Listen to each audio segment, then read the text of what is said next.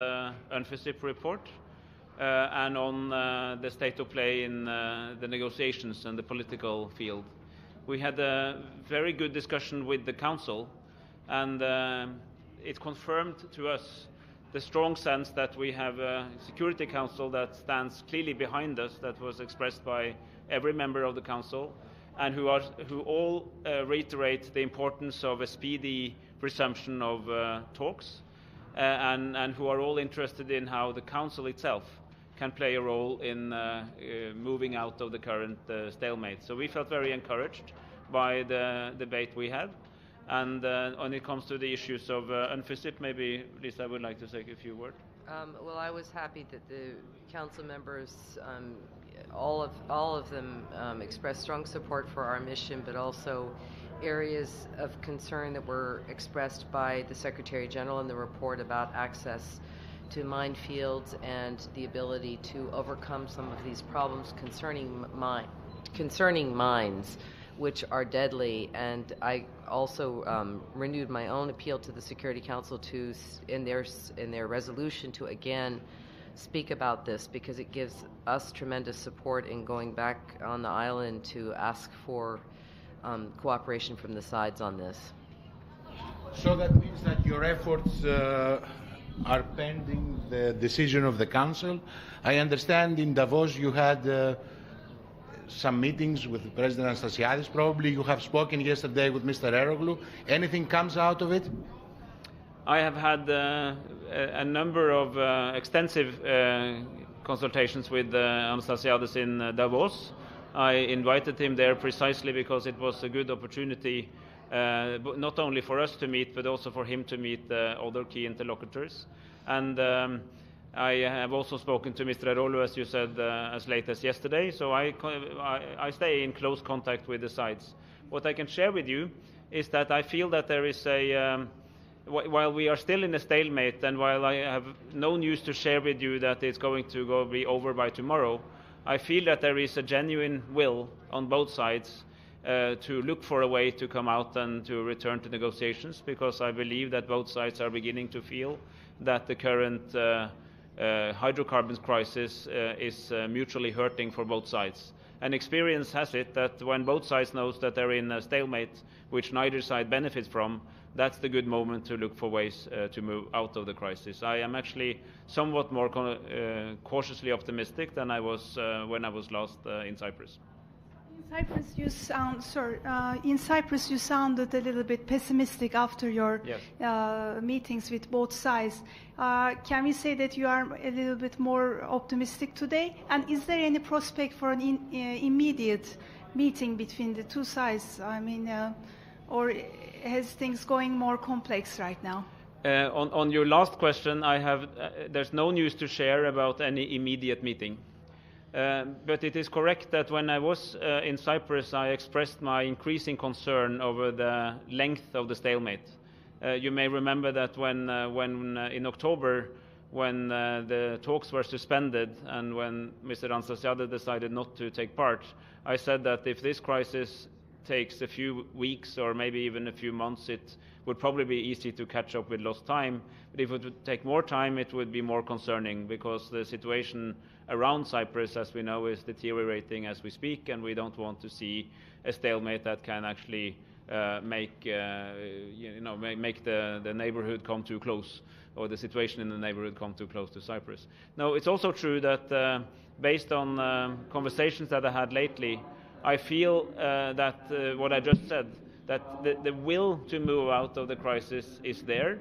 That will does not necessarily translate into any immediate change, but we are thinking about how this could be done, and I am preparing myself and my team for speedy and effective negotiations as soon as we can, and when the situation is ripe. But I'm not suggesting that it's going to happen right away.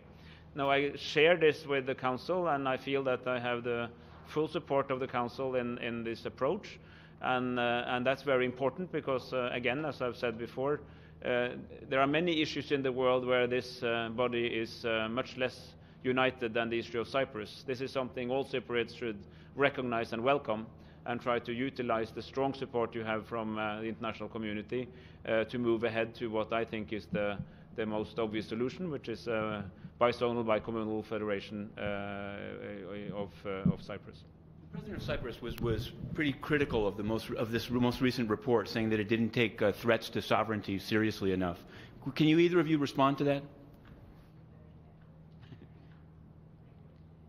I think the Secretary General's report said what it needed to say, and when we are looking, as Mr. Eide just said, to find a way to get the sides back to the table and to resume the talks as quickly as possible. Language, we don't want language that is going to further escalate or polarize the situation. So I think the Secretary General's report is there. We just had the opportunity to give a further briefing to the Security Council, which answered, I hope, as many questions as they had. And I would like to say something that Mr. Eide mentioned in the Security Council, which is that our two missions, the Good Office's mission and the UNFICYP, work very, very closely together, and it's a good example of a team approach on the ground, which I think is also recognized by both sides. Sir, you spoke about the stalemate, and I think you implied that Mr. Anastasiadis is responsible. Can you tell us who is responsible for the stalemate? I think to move out of the stalemate, we need action from both sides. Excuse me? To move out, the stalemate is there. Who is responsible for the stalemate? There's Who started this? Why you don't say the truth? Well, if I can. Why you never blame Turkey in this building? They occupied Cyprus, as you know. We know that. Okay. Why you don't put it on the report? You always blame because the this Greek is side. not the Security Council of the United Nations has expressed itself many times on the issues. Almost since the beginning of the UN, it has expressed itself over what it thinks about Cyprus, and its number one prerogative and its number one desire is to see a reunification of the island through negotiation.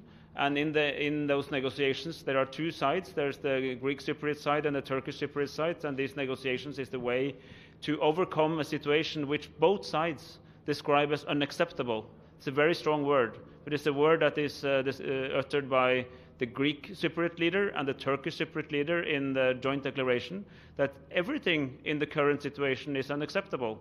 And there are a lot of things that is unacceptable in the situation. The good news, as we shared with the Council, is that contrast to all the other conflicts that will be on the table today and in other days at this Council, there is also a broad agreement that this can be solved together. But you will not solve it blaming each other. I can guarantee you that. I've been around in peace operations and peace mediation before, and there are very few cases where escalation of blames and recrimination solves the problem. So I think it's much more important to focus on the fact that there is a will to talk, there is a will to move forward, and that's our emphasis. When it comes to history, and this is a general statement, it depends on where you start. Because you choose one date to start, others take start on another date, and you can go back until the early beginnings and Adam and Eve. I think it's much better to look forward, and there's much more solutions found in the future than in the past.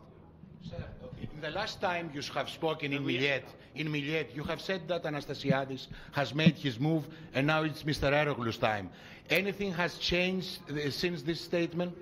Did you say the same thing to the Council or something else? If anything is changing, we will share that when it materializes. So you stand with this statement you have said to Millet? I recognized that Anastasiadis made an important adaptation to the Greek Cypriot position, namely that hydrocarbons can be discussed at the table. I think that's good. I think that this is something that we work jointly to build further on. But I think as a general comment to the questions, I would like to say that if the biggest question in the world is who is guilty and who's to blame, I think you will have a long conflict ahead of you. I think if you changed the the questions to how can we get out of this, I think it would be a speedier process, but that's not up to me to decide. That's my recommendation. What I want to share with you is I feel that the Security Council is concerned, is interested, and is committed to a solution based on the principles enshrined in the joint declaration. Thank you.